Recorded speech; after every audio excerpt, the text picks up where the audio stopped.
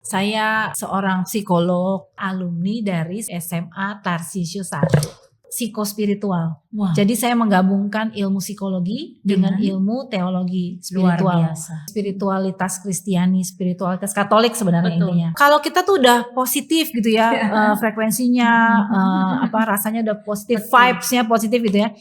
Apapun yang mau dicapai itu biasanya tuh pasti tercapai. Karena Absolutely, Bu. betul. Pikiran itu mencipta. Apapun yang dialami oleh manusia dalam hidup, semua tuh untuk mendatangkan kebaikan buat manusia. Betul itu. banget.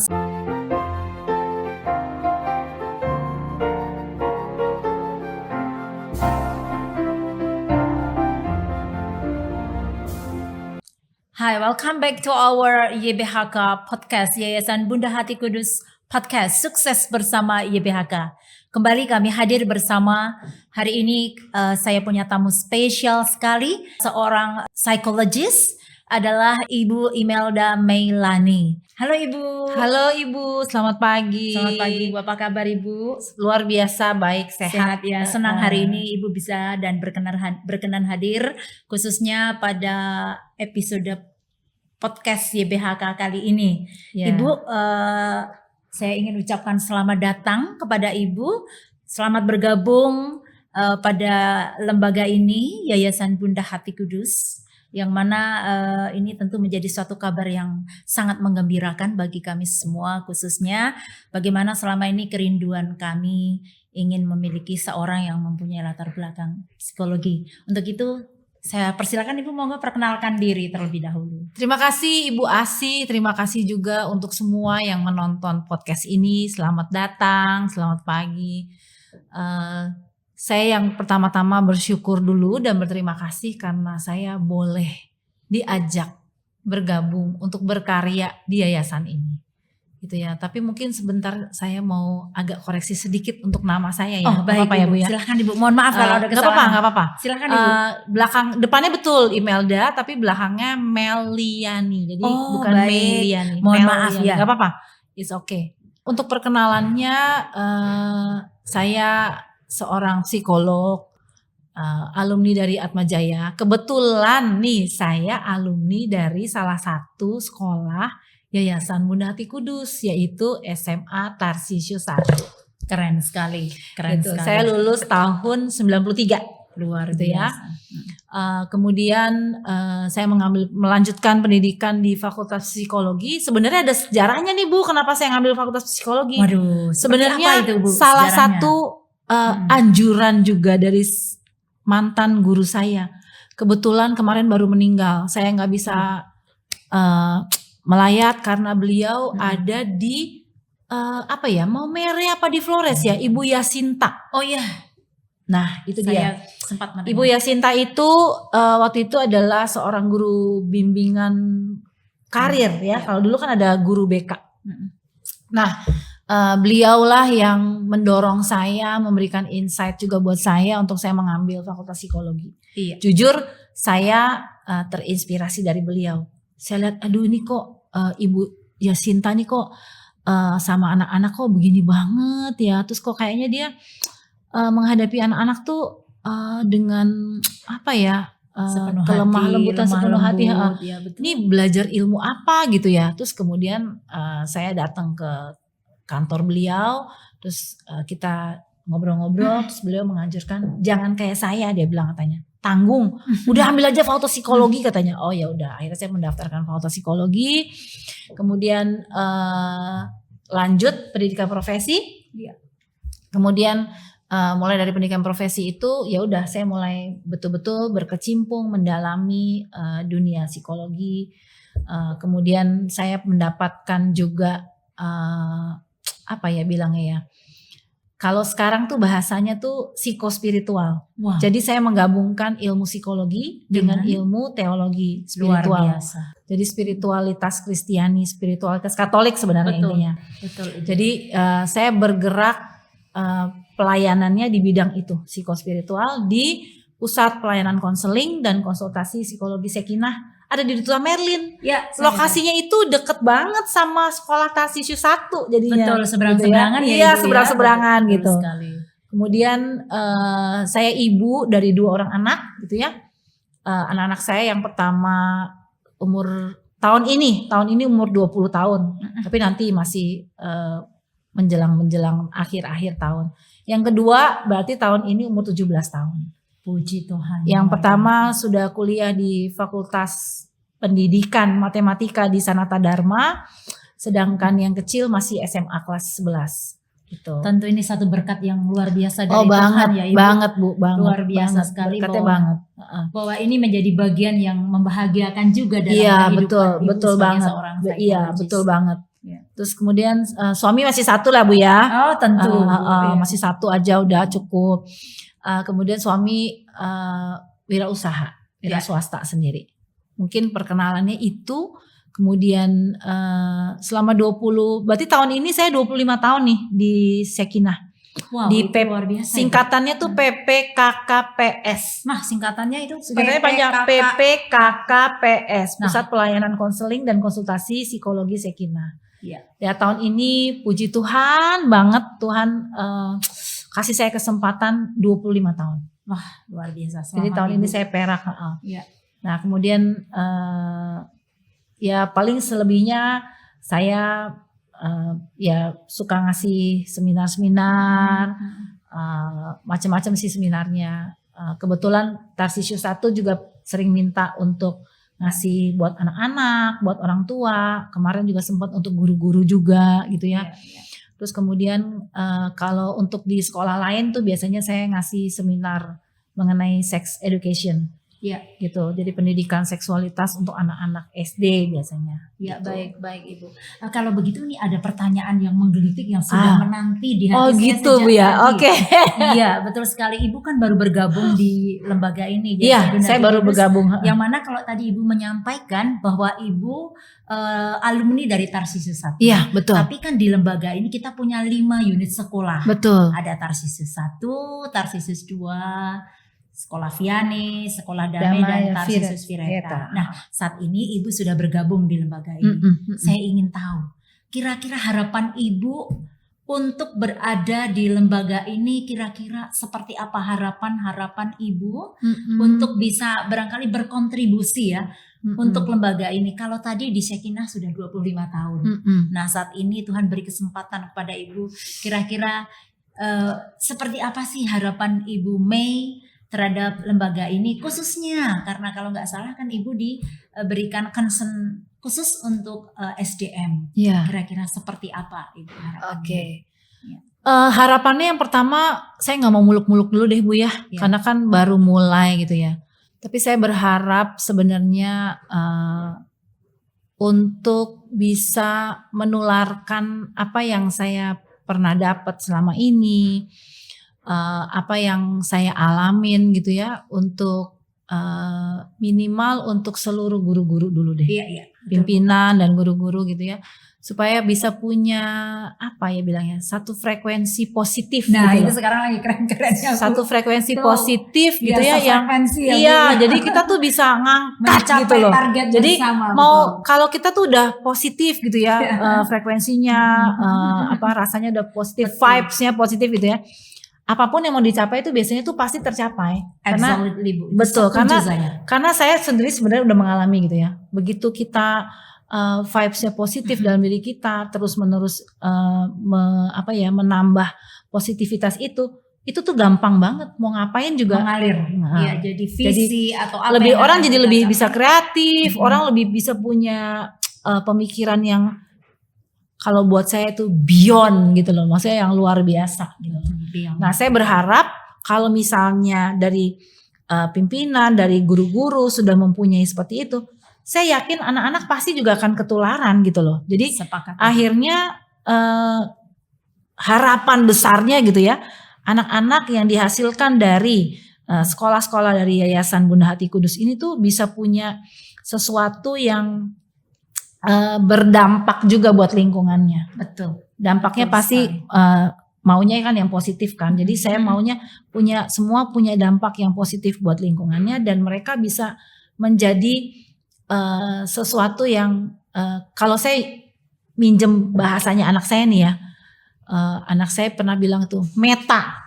Nah, meta itu tuh di luar itulah ya, beyond gitu. Jadi seseorang tuh bisa menjadi sesuatu yang besar, tapi punya besar itu dalam arti positif dan dampaknya tuh buat lingkungannya tuh besar. Gitu. Intinya sih seperti itu aja sih harapannya. Iya. Pengennya begitu gitu ya Bu ya. Jadi ya positif lah supaya bisa Semoga punya positif. itu bisa tercapai Bu. Boleh nggak kalau satu pertanyaan lagi? Boleh, boleh. Saya yakin Ibu sebagai seorang background psikologi pasti bisa ini. Selama ini kita tahu bahwa ada apa ya namanya, satu treatment bagaimana mensugesti diri sendiri. Self suggestion itu yang mengatakan bahwa pikiran itu mencipta. Nah, ini korelasinya dengan kinerja seperti apa Ibu? Oke. Korelasinya dengan kinerja itu buat saya tuh besar banget korelasinya gitu ya. Kebetulan nih 1 tahun belakangan ini saya juga betul-betul menerapkan itu ya. Kalau kita bilangnya afirmasi positif. Ya, afirmasi positif. Betul Ibu. Jadi kita ngomong sama diri kita sendiri, terus kemudian tapi afirmasi positif itu sebenarnya nggak cukup cuman afirmasi doang sebenarnya sih Bu. Perlu ada yang namanya bersyukur. Nah, karena dengan bersyukur gini, saya percaya gini Bu. Manusia ini gitu ya, dikasih emosi nih sama Tuhan gitu ya. Nah, emosi yang ada dalam diri manusia itu ada yang positif, ada yang negatif gitu ya. Nah, emosi yang positif dia akan merangsang hormon-hormon yang ada dalam tubuh itu.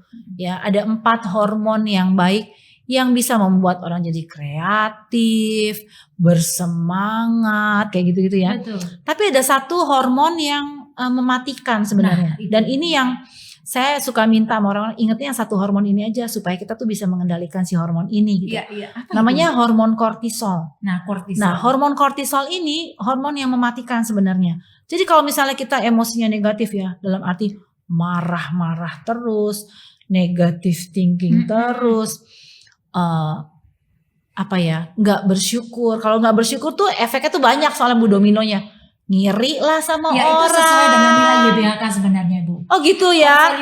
Kita punya seven core values. Seven core value. Salah satunya adalah be grateful. Wah itu penting banget. Itu penting banget Bu, karena kalau yang namanya kita tuh udah bener-bener bisa bersyukur.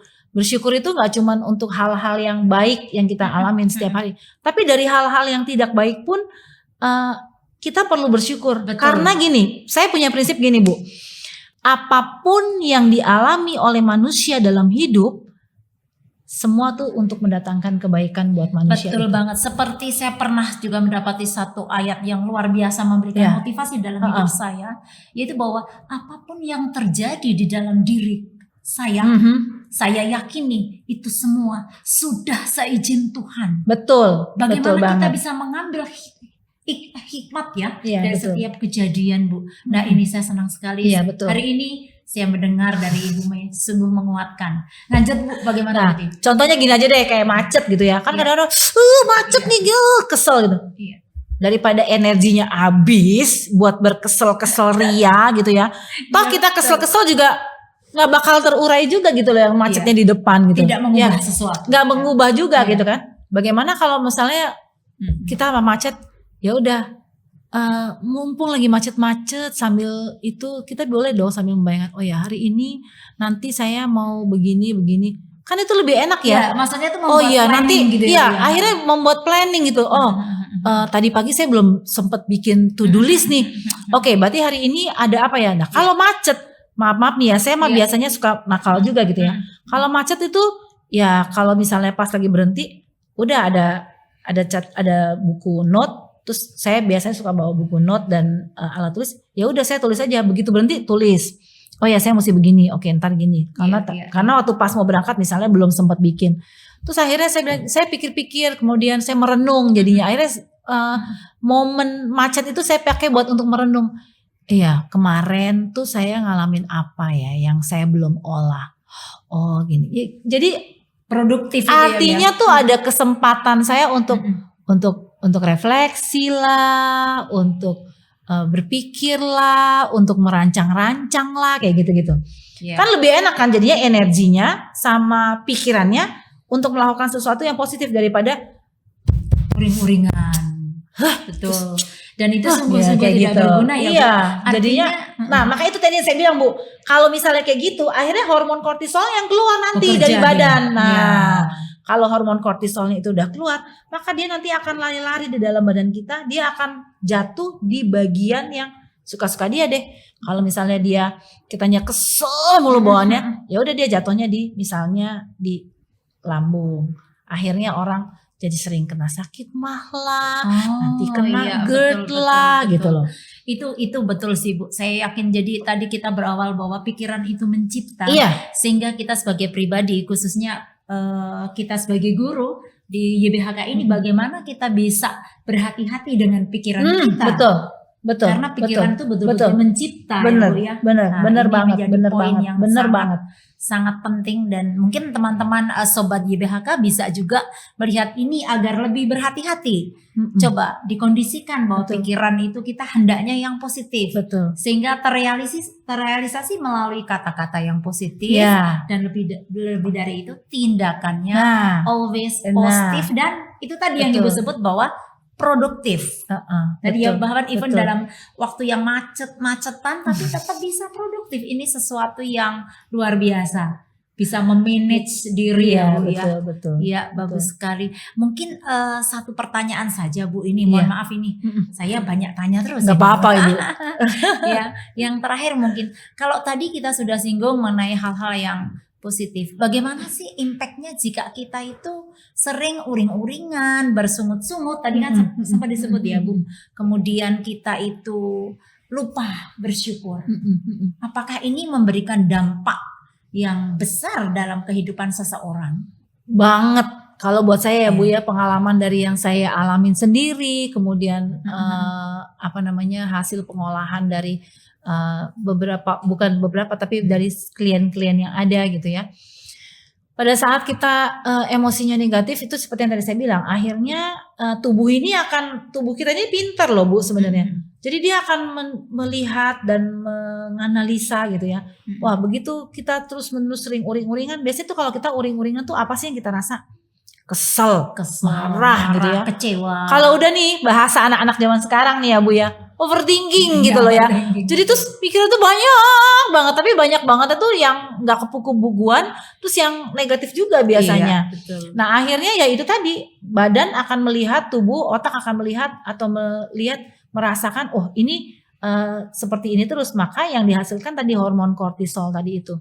Kalau udah hormon kortisol, maka nggak heran banyak orang yang suka sakit-sakit, jadi karena dia kesel, karena dia marah.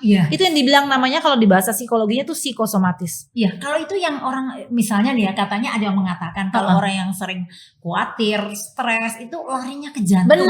Bener banget, itu, Bu, betul banget. Iya. Yang suka nahan marah biasanya tuh mahnya. Makanya jadi penyakit-penyakit itu bisa dikatakan ya sebagian besar tuh pengaruhnya tuh dari mental, dari jiwa, dari kesehatan mental. Betul, dari jiwa, dari perasaan itu yang tadi saya bilang itu begitu, yang negatif, terus yang keluar ya hormon kortisol yang dihasilin itu sama si otak kan bilang, "Woi, hormon kortisol keluar gitu." Kayak gitulah semacamnya ya, kalau misalnya dibikin satu film gitu ya dari reaksi di dalam tubuh.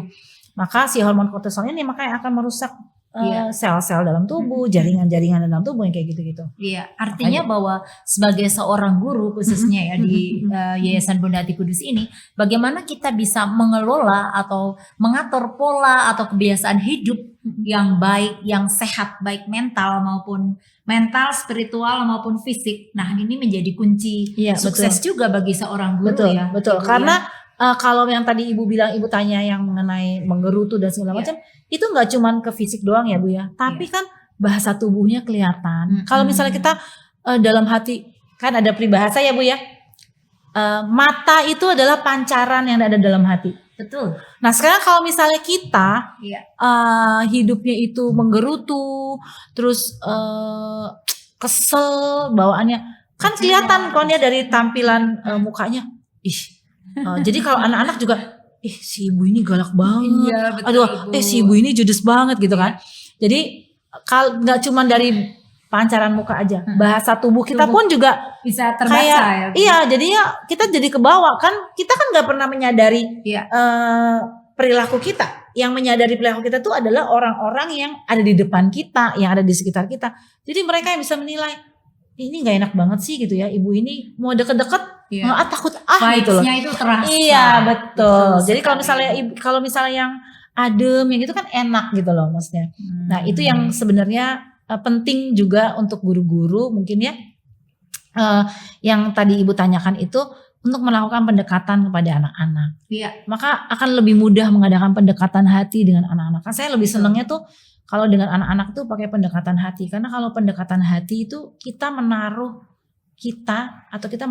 pikiran kita, perasaan kita tuh di anak-anak. Betul. Jadi kita Saya kalau kita nanya sesuatu tuh ya dari sisi pandang mereka Betul, dulu, bukan betul. dari kita punya asumsi, Iya. dari kita punya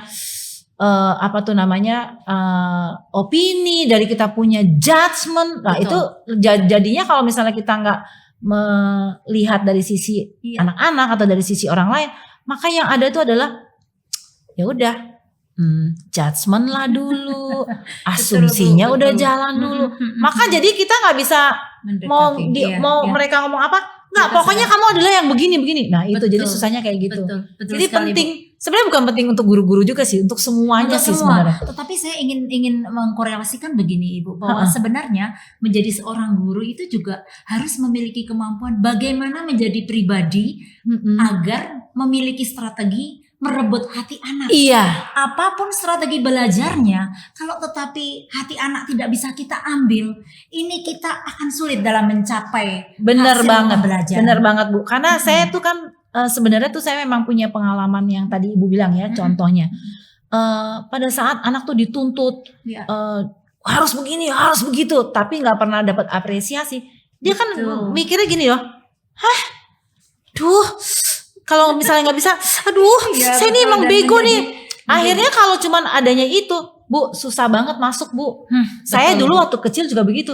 Kayaknya susah banget nih mau masuk materi. Nah, tapi pada saat dia tenang, diterima, gitu ya, dihargai, apa adanya diterima, maka anak itu akan menjadi pribadi yang tadi itu ya bisa bilang bisa menampilkan sesuatu yang sifatnya meta. Beyond gitu. Meta and beyond. Jadi artinya apa ya? Nggak spektakuler jadinya. Betul. Jadi nggak tahu, ternyata kok bisa kayak begini gitu loh. Jadi karena saya juga sebenarnya dulu pernah nih Bu, ya namanya ya, kita kan manusia. Ini bukan untuk pembenaran. Tapi saya pernah melakukan kesalahan terhadap anak saya. Begitu saya tahu, jadi istilahnya tuh dia pernah mendapatkan satu prestasi, kemudian semester berikutnya dia jeblok, terus saya kayak kesel gitu sama dia gitu ya. Jadi pada saat belajar pasti kecewa. Dan itu terus ke bawah-bawah. Terus akhirnya pada saat dia belajar tuh saya jadi banyak menuntut. Jadi kalau misalnya dia nggak bisa tuh saya jadi marah-marah. Nah kalau dia marah-marah kan dia makin jadi mau masuk aja tuh susah gitu loh. Betul sekali. Nah saat itu masuklah suami saya nih. Terus belajar sama suami saya. Terus suami saya cuma bilang gini, bisa kok aku tanyain. Wah di situ saya kayak ditampar gitu ya, tersadar. Apa yang ternyata tuh saya sebenarnya kecewa dengan itu. Terus kemudian saya mengolah gini, kecewanya terus kemudian kenapa? Ternyata saya tuh lebih takut pada diri saya sendiri. Takut diomongin orang, lu masa psikolog anaknya jadi kayak gitu, maksudnya gini-gini. Gimana nih jadi maminya yang gini-gini. Harusnya kan bisa mempertahankan anaknya gini. Nah itu mulai saya buang dulu deh. Betul. Jadi orang tuh perlu menerima it's okay not to be okay. Yes. It's okay not good. It's okay lah. Gak perlu harus yang baik terus, harus yang berprestasi. Kan ada kalanya orang mengalami sesuatu. Justru pada saat kita menerima anak itu, dia akan tahu, oh iya saya tuh kemarin tuh kenapa ya bisa sampai drop. Oh saya tuh begini. Maka dia akan bisa menemukan kenapa dia begini, kenapa dia begitu. Maka dia akan bisa mencari, memecahkan permasalahannya. Daripada kita tuntut-tuntut melulu, dia juga dredeg kalau mau belajar sama saya. Terus dan dia bilang waktu itu, aku tuh sempet waktu mau ulangan tuh tangan aku basah. Ini tanda-tanda buat saya. Dia berarti kalau basah kan dia kan nggak tenang kan hatinya. Betul, Akhirnya itu dia- penting banget Nah, itu dia disadari. bilang akhirnya yang aku hafalin kemarin aku ada yang lupa. Nah, Waduh. menjadi Itu kontraproduktif. Nah, ini begitu.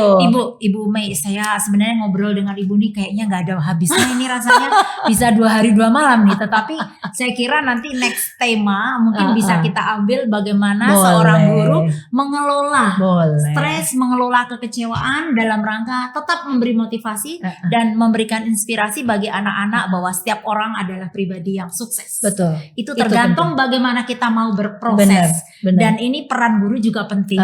Bagaimana untuk anak-anak generasi muda untuk bisa dibangkitkan ketika dia sedang dalam posisi di bawah. Ya, betul, Kita menyadari bahwa setiap orang nggak selalu berada di atas. Betul. Up and down itu selalu ada. Nah, mungkin next topic nanti Bu, mungkin nih kalau izin Ibu berkenan, mungkin bagaimana nanti trik atau strategi mengatasi istilahnya apa ya, kekecewaan. Ya, boleh. Bagaimana strategi mengatasi kekecewaan atau kegagalan untuk bisa bangkit kembali seperti guru sejati kita. Ya, boleh. Ya, Boleh, Tuhan. boleh. Betul. Tuhan Yesus yang itu berani yang jatuh, betul, benar. tetapi berani Benar. bangkit lagi dan bangkit lagi. Ini betul. menjadi PR untuk pertemuan berikutnya. Barangkali kita bisa jumpa lagi pada pertemuan yang akan datang. Saya kira begitu dulu Ibu Mei. Thank you Terima very kasih. much for Terima joining kasih our juga saya podcast. juga terima kasih kembali. Iya Ibu. Demikian para sobat YBHK yang terkasih, hari ini kita telah melakukan podcast bersama Ibu Mei yang luar biasa, seorang psikologis yang sudah sangat berpengalaman. Semoga pada next podcast kita bisa bertemu dalam topik yang tadi sudah saya singgung untuk bisa kita bersama-sama saling berkontribusi dan bersinergi menuju YBHK sukses. Thank you very much for joining. See you and bye-bye. Terima kasih.